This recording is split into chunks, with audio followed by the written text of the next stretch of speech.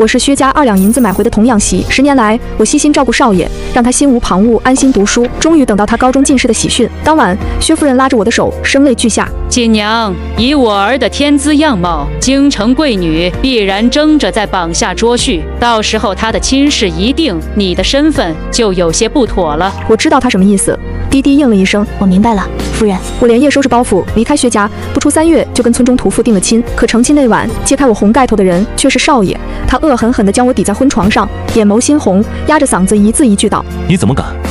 你的洞房花烛夜该是我的。”我的少爷名叫薛炼，字季展，是县城一户普通人家的独子。他小时候体弱，算命先生说的买个旺夫的媳妇跟在身边，薛夫人就花2两银子买下了我。或许我果然带着些好运气，我进薛家不久，少爷的身子竟然真的渐渐好了起来，连带着脑子也开了窍。他不过12岁就中了秀才，15岁成了县城最年轻的举人老爷，18岁又中了新科进士，风光无限。少爷进京参加殿试后，薛夫人把我叫了过去，掏心掏肺，声泪俱下。好孩子，别怪我狠心让你走，咱们这样的人家，要是没有一个得力的岳家相助，展哥到老死也就是个外放的9品官啊！你们还未成亲，我便将你的卖身契还给你，你走吧。我站在原地低着头，一声不吭。薛继展没有让我走，我不想走。薛夫人看出了我的意图，立刻变了脸，带着几分威胁的意味，又说：“说到底，你就是我家买回来的，卖身契还在我的手里头。我就算狠心把你卖到花楼里，也没人能说我半句不是。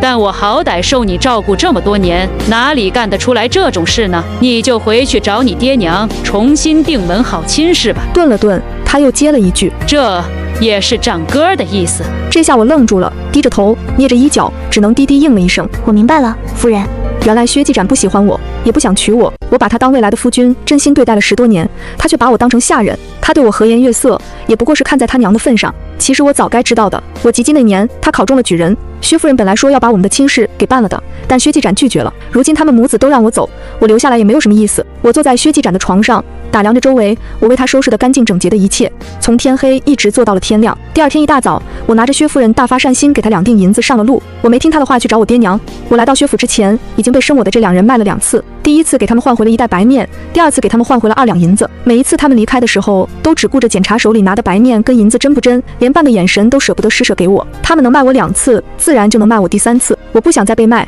索性往相反的方向逃得远远的，用孤女的名义，在一个山脚下另了一间破屋子，安了家。我租的是村中屠夫的房子，屠夫年纪比我大不了多少，长得憨厚老实，动不动就呲着一口雪白的大牙笑，让人心生亲近。我租的房子原本是他祖父母住的地方，但前些日子他们去世了，又没有别的子孙来继承，这房子就给了他。见我是个孤女，屠夫热心肠，帮我爬上爬下，收拾那些漏风的屋顶和窗户框。村里的大娘大婶们都跟看个稀罕物件一样，穿着瓜子来这边看我，还不时摸2把我的手。哎呦呦，看这手戏的，从前应当是个受爹娘宠爱的丫头吧，也是可怜，年纪轻轻就没了爹娘。我淡笑不语，我跟他们说的家境自然都是编的。我此前从未得到过什么人的宠爱，无论是父母还是别的人，就连这双细嫩的手也不过是薛继展施舍的。那年上元节，薛继展给我带来了一盒芙蓉膏，说是抹了芙蓉膏，我的手就不会再长冻疮了。我又惊又喜，以为他终于对我有了些旖旎心思，抱着芙蓉膏睡了几晚，都舍不得擦。但几天之后，却瞧见了薛继展拿着好几盒芙蓉膏，满脸笑意递给了一个姑娘。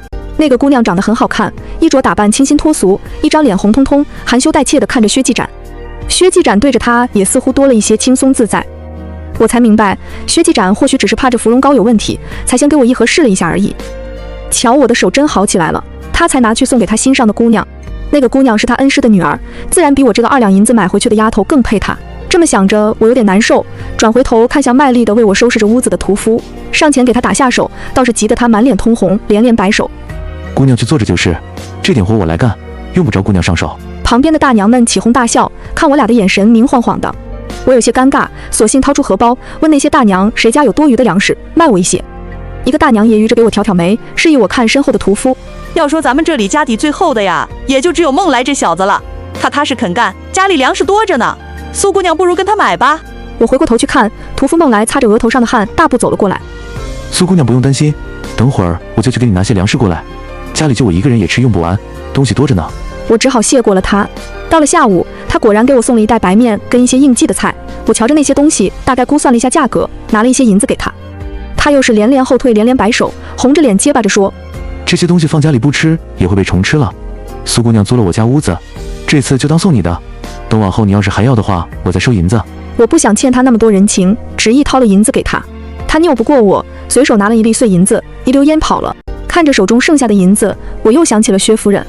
她给了我20两银子，不知道得多久才能攒下来。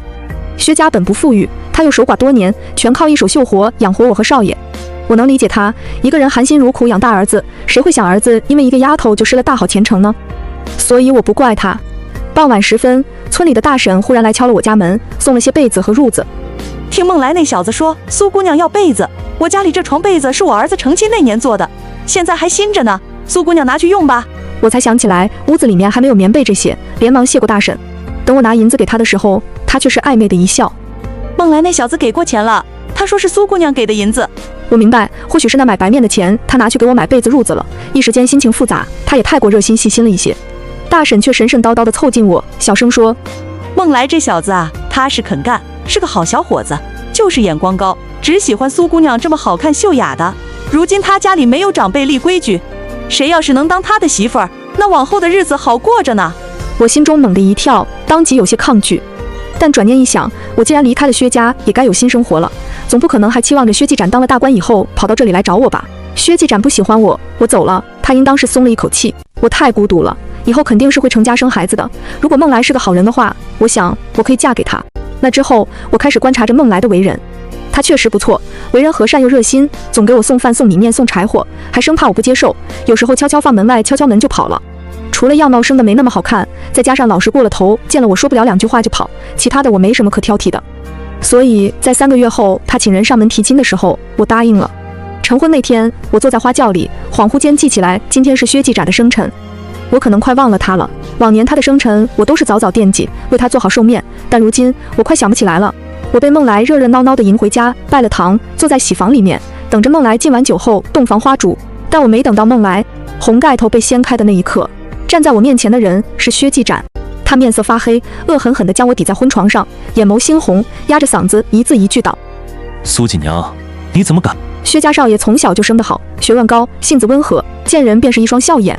自进了薛家以后，我就从未见他对谁黑过脸，除了眼下这一刻。孟来紧跟在他的身后进来，着急不已，大喊着：“不要碰锦娘！”薛继展放开我，咬着一口白牙笑了，扭过头看向孟来的时候，语气阴森森的：“锦娘，这名字也是你配叫的？”孟来丝毫不惧，顶着他的怒气而上：“我同锦娘已经拜过了天地，她就是我的妻，我怎么叫不得？”“是吗？她从8岁进我家门，就是我母亲为我定下来的妻，如今还是圣上亲赐朝廷命官的夫人。你说她是你的妻子，擅夺官妻，你知道是多大的罪行？”一提到官，孟来有些慌张，但他还是执拗地看着薛继展：“锦娘就是我名正言顺的妻，我不懂你说的什么夫人不夫人的话。”他说完，眼神定定地看向我：“锦娘别怕，你来我这边。”我朝着他脚步一动，却又被薛继展死死扯住了胳膊。他那双好看的眼睛如今被气得通红。“苏锦娘，你果真这么铁石心肠？我从京城一刻不停赶回来娶你，回到家又马不停蹄四处托人找你，直到今天才找到你的踪迹。我为你在圣上面前求赐婚，你却在这里打算嫁给别人，你好狠心啊！”我的心里一抖，他竟然会在圣上面前求赐婚，可明明是他们让我离开的，明明他不喜欢我，不愿意娶我，现在这样又是做给谁看呢？我不想当那个永远望着他跟别人说笑的背景，也不想当阻碍他当官的绊脚石。少爷，孟来他什么都不知道，你不要迁怒于他。薛继展被我气得一撅，握着我的力道越发大了。“你叫我少爷？”自我及笄之后，我便厚着脸皮不愿意叫他少爷了，每次都黏在他的身边，叫他阿展阿展，他总是急得一张脸通红，让我不要这么叫。但现在我已经嫁给别人了，再叫阿展自然不合适。想到这些，我心有些酸，只默默地点了点头。薛继展冷笑出声，恨恨地说：“苏锦娘，倒是我小瞧你了。”我默不作声，脚步又挪了2步，去拉孟来的衣袖。薛继展的眼睛里面都要冒出火来了，他咬牙切齿，看看我的手，又环顾四周的喜字，笑了2声。突然间，一口血就喷了出来，他也浑身一软，倒了下来。我知道他小时候就身子不好，见他突然吐血，也被吓了一跳，连忙扶住他，惊慌失措地朝着众人喊：“找大夫，快点找大夫！”众人面面相觑，最终还是孟来一咬牙，飞速地跑了出去。薛继展勉强睁开眼瞧着我，面色难看：“你既然不要我，就让我这样吐血死了才好，还找什么大夫？”我心下着急，不知道该如何解释。明明是他先让我走的，怎么还一副恶人先告状的样子？见了血，婚礼是办不下去了。我把薛继展扶到桌子旁坐下，劝走了来吃席的村中人。孟来很快请了一个大夫过来，那大夫过来把过脉之后，说薛继展是连续奔波劳累过度，外加急火攻心吐了血，如今身子虚弱，千万不能再受刺激。我也是这个时候才注意到薛继展瘦了许多，他紧紧地拽住我的手，面色苍白。苏锦娘，你不能跟别人成亲。他明明很虚弱，却使出了12分的力气拉着我，像是生怕我跑了。从前在薛家待了10来年，他在我面前像贴心的兄长，像温柔的书生，却从没露出过这么像小孩子的一面，让人难以招架。瞧他身上沾着的血迹，我也有些后怕。他要是真的因为我出了事，我真的万死难辞。孟来是个很好的人，薛继展大闹他的婚礼，他还亲自接送大夫。我不是那种聪明的姑娘，只长了一副死心眼。从前我觉得我的夫君会是薛继展，所以就一心一意对他好。但自从我离开薛家后，就再没生过回去的心思。我如今是孟来的妻子，就不想辜负孟来。但薛继展面无血色地昏睡着，一只手还死死地抓住我，不让我离开。我一时间也不知道该怎么做才能把当前这个困局解开。我不明白他为什么又突然在乎我了。他要是在乎我，早在3年前我们就可以成亲了。孟来回来后，我主动开口向他解释自己的家世出身。你放心，我们2人已经拜过天地，往后我不会再与他有什么瓜葛。如果你介意的话。孟来猛地打断了我，直摇头。我不介意，锦娘，你愿意嫁给我，我都觉得是天上掉馅饼了，我怎么会介意？我忍不住一笑。作为一个夫婿，孟来已经算不错了，即便没当上官夫人，我想他也能让我过上幸福的日子。但他看了看薛继展紧紧拉住我的手，想了好一会儿才问我，这位少爷，不，这位大人现在是什么官？我走的时候他还没回来，我不知道他当了什么官，但他一向很聪明，从前每一次都在榜首，我想这次应当也不会差。孟来头瞪大眼睛，脸色白了点。那我这样娶了你，是不是要去牢房了？我的心里猛然一坠，抬头看向他，他眼神躲闪，不敢直视我，只嘴里嗫嚅着说，要不你就跟他回去吧，我只是个庶民，惹不起当官的人。尽管我能理解他，但他主动开口让我走的时候，还是让我感觉到有些难堪。我直直地看着他，郑重地说，我们已经拜过堂了，而且他不是那种人。还没洞房花烛，这位大人似乎也不在乎。我们家3代单传，不能毁在我手里，我不敢赌。我的心瞬间就冷了下来，一时间只觉得心里一股气憋得难受，深呼吸了好几口才慢慢冷静下来，尽量平静地应了一声，我知道了，等他醒过来再说吧。孟来尴尬地点了点头，退了出去，还贴心地给我关好了房门。我看着昏睡的薛继展一张精致的脸，胸口的气堵得更难受了。他说要就要，他说不要就不要，凭什么？我是人，不是个物件。我气恼地瞪着薛继展，真恨不得把他叫醒揍他一顿。看了看他衣襟上的血迹，又有些不忍心。我想或许是我太好说话了，才会这样被别人推过来拉过去的。在心底里骂了一会儿，他们又夸了一会儿自己。不知道过了多久，我才迷迷糊糊地趴在床边睡了过去。但我一觉醒来，却在马车里，还躺在薛继展的怀里。薛继展搂着我一刻也不肯松手。他说他同孟来谈过了，孟来让他带我走，还递给我一封信。信上的字皱皱巴巴，没有薛继展写的好看。不过孟来是个屠夫，写得出来字已经出乎我的意料了。他在信里说，他自知对我不过是见色起意，这点情谊不足以支撑他对抗权势，所以他只能放弃我了。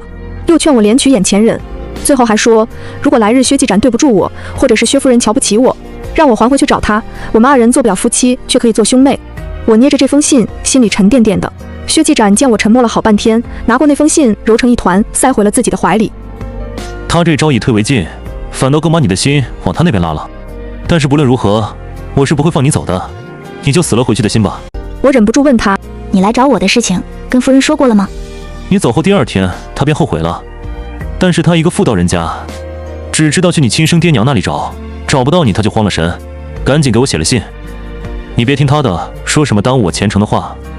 我们这位新帝最忌讳的就是这个。我要是娶了什么高官的女儿，才会让他觉得我结党营私。反倒我不贪图权势，娶了你，他才会觉得我不是见利忘义之辈，才能真正毫无芥蒂的用我。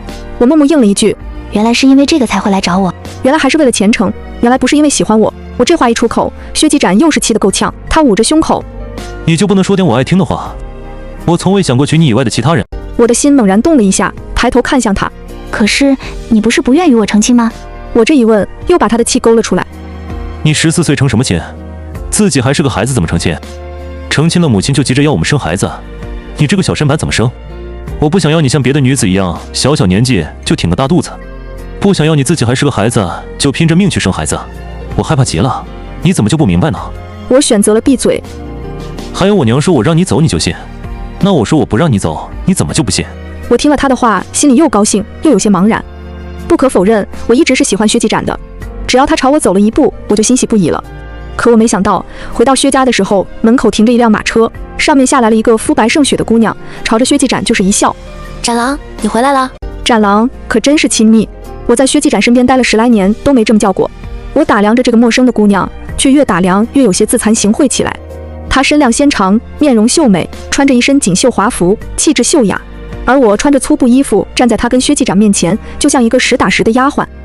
我忍不住咬了咬牙，朝薛继展生硬地来了一句：“你们好好聊，我先进去了。”我推开院门进去，薛夫人身边跟了几个丫头，她一抬眼发现是我，连忙迎了上来，眼圈通红。好锦娘，是我对不住你，让你受委屈了。短短3个月，经历了被薛夫人劝走，再加上差点同梦来成了亲事，我对着她便不像从前那么自在了。回来就好。展哥呢？他前几日不是去接你的吗？怎么你回来了，他没回来？少爷跟一个貌美如花的小姐在门口说话呢。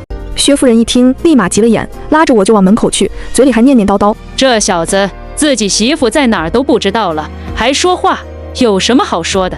什么媳妇？我有些红了脸，被他扯着到了门口，却听见薛继展对那姑娘说：“方姑娘，那我们便这么说定了。”那姑娘清灵悦耳的声音低低响了起来：“月儿定不负展郎所托。”月儿，展郎，我嚼着这几个字，只觉得酸得人牙疼。我想起从前他恩师的女儿，也是天天阿兄阿兄的叫着，他们跟他都比我跟他亲密。我这样想着，不想再听了，索性转身回了屋子，开始收拾床铺。既然回了薛家，我就得吃好喝好睡好，就算后面跟薛继展闹翻了，我也能有力气跑。我越想越气，恨恨捏了一下被子，把他当成了薛继展这个小人。偏巧这时，薛继展笑盈盈的进来，他看我脸色发青，忙问：“锦娘这是怎么了？”笑得那么欢，看来是刚刚跟月儿聊得很开心啊。我忍不住阴阳怪气：“没怎么啊，展郎，锦儿在收拾床铺呢。”他没听出来我的话中话，反倒笑着说：“早都给你收拾好了，你别忙了，快瞧瞧你的妆帘。”他连忙走上前，把妆帘打开，里面碧玉簪子、金丝钗环满满的堆着。我头上常年簪着的是一根素银钗，还是薛继展抄书抄了好久攒出来的钱给我买的。薛继展果然是发达了，满满一妆年的首饰都能拿出来了，把我从前眼馋别人的东西都买了回来。这得多少两银子啊！我突然有些心酸。他发达了，喜欢他的人就不止我了。他讨好的把簪子簪在我的头上，来回打量，十分满意。我就觉得锦娘戴上这簪子会好看。我陷入了一种失落、担忧、别扭与开心、喜悦、羞怯交加的情绪里面，又想到刚刚那个姑娘，忍不住说了一句：“比不上人家月儿好看。”她听我这么说，却没有解释什么，只是伸手亲昵地摸了摸我的头。好了，锦娘，你在我心里最好看了，你先好好休息，过2天我带你去逛西市。她说完就神神秘秘地出门了，真敷衍。我心里闷闷的，找不到发泄点。西市是我们这地方最热闹的地方，但我从前很少去。一则是薛夫人不爱出门，薛继展又常年不在家，所以我大多数时候都得陪着他。二则是穷，但现在薛继展当官了，有钱了，他跟在我的旁边，不停地问我这个喜不喜欢，这个要不要，这个想不想吃。但凡我多看2眼的东西，他都大手一挥买下来。我10来年节俭惯了，看他这么大方的做派，有些看不顺眼。你现在银子多的没地方花吗？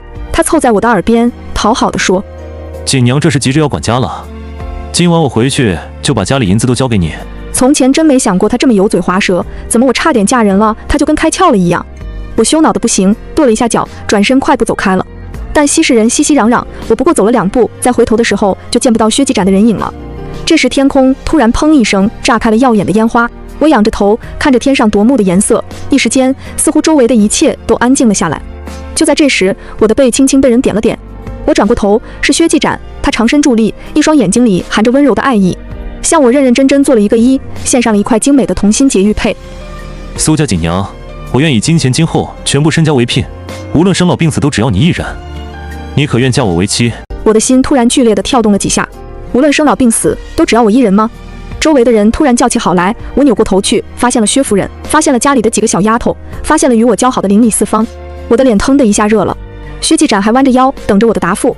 我咬了咬牙，拉起了他，平生也第一次直面了自己的心意。薛继展，我愿意的。我怎么会不愿意呢？有谁会不爱把着我的手，耐心地教我如何写字，教我书中圣贤道理，从不在我面前有优越感，只把自己懂的一切都耐心教给我的人呢？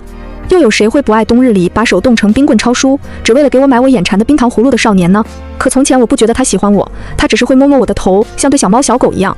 他见我从不会脸红心跳。后来我渐渐长大，开始自卑起来。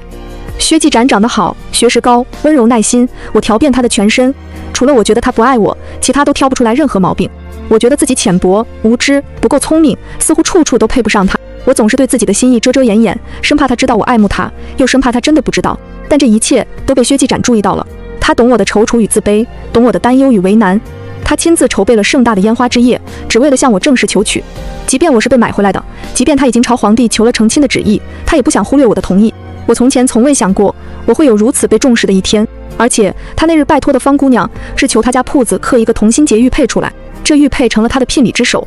我们的亲事定在8月初8，我的生辰。我回来以后，薛夫人对我是格外的热情，我有些不适应她的变化。从前我在薛家的时候，她虽然温柔善良，但是也没那么热情。而且明明几个月前她还抱着为薛继展攀高亲的心思，现在却完全没了，真是奇怪。直到我问了薛继展，他才跟我说，我离开后第2天他就直接病倒了。薛夫人去我爹娘家找不到我，写信给他的时候，他将自己当即病倒的事情告知了薛夫人，他这才想起来我是为了望夫买回来的。现在夫是忘了，他却要把我赶走，怕是菩萨也不准这种过河拆桥的事情发生，所以他才会病倒。薛继展还跟薛夫人说，或许他每一次相识会试都能过的，就是因为有了我。我这才明白，他原来是把我当救薛继展命的神医了。我问薛继展，你当真在我走后的第2日就突然病倒了？他嗯了一声，拉过我的手放在他的胸口。犯了相思病，夜不能寐，寝食难安。该死的！我一拳把他推开，羞得满脸通红。薛继展这个家伙越来越油嘴滑舌了。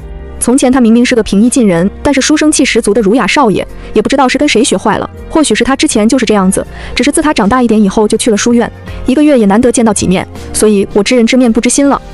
出嫁那日早上天没亮，我就被薛夫人扯出了被子，吹锣打鼓弄了一天，直到下午我才在新房坐下。或许是因为薛继展已经是大官，年节后就要走马上任了，所以来祝贺的人很多，连那天那个叫着展郎的方姑娘都来了。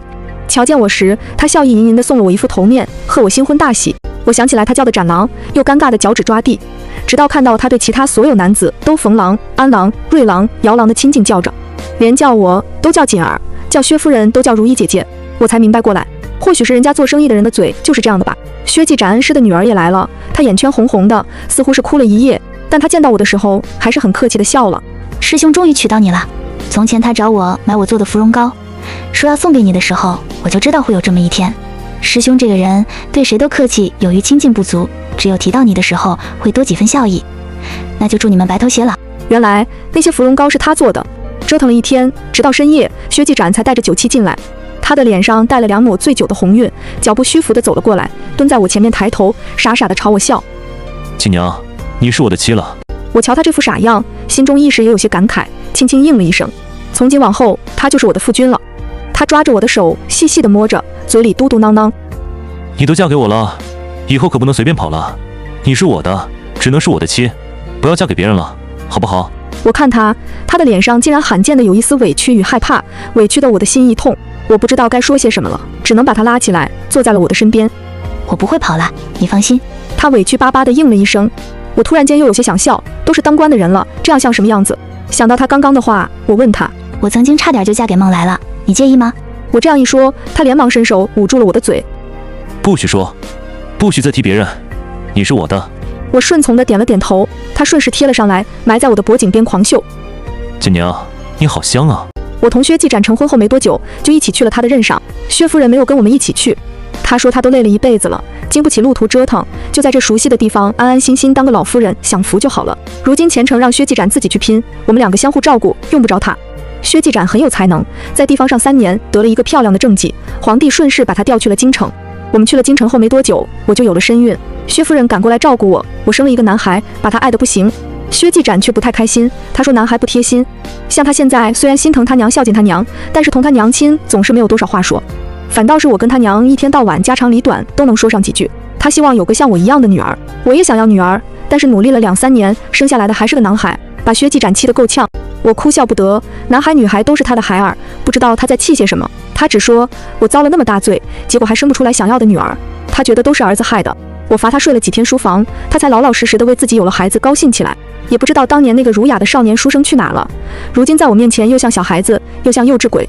我们的一生和和美美，有了2个孩儿以后，更是比从前恩爱了许多。虽然并没有画本子里的主角那样，总要经过各种翻天覆地的大事才验证了感情，也没有波澜壮阔到值得写入史记，但我们的一生有彼此相伴，已经足矣。除除了他总是别扭，说我不够爱他。他总是说我爱他，要是有他爱我的1半那么多，他就阿弥陀佛了。甚至偶尔他还会问我是不是爱上了孟来，所以不爱他，天天扯一些陈年旧账。我哭笑不得。这个家伙吃醋吃急了，连他孩子的醋都吃。我给孩子喂几口饭，他就嘟嘟囔囔说他身体不好的时候我都没喂过他。我给孩子们做衣服，他就说他没那么好的福气，从来没收到过自己娘子做的衣服。直到我给他做了里里外外好几套，他才消停。我本是一个内敛低调，万事都藏在心间的人，却也被他一步一步引导着露出了自己的在乎。后来甚至敢大着胆子警告他，下职必须马上回家，不许跟别的女子亲近。直到他60余岁疾病缠身，临终前才拉着我的手怀念。真怀念小时候江南的美雨。那日你被我娘领过来，头上插着一朵杏花，细细的小雨打在你的身上，像一个月相美人。你怯生生地叫了我一声少爷。那时候我就想，这个姑娘怎么比杏花还好看啊？他爱我这一生，始于美貌，陷于陪伴，忠于性格。我身上没有一处他不喜欢的，就像他身上没有一处我不喜欢的一样。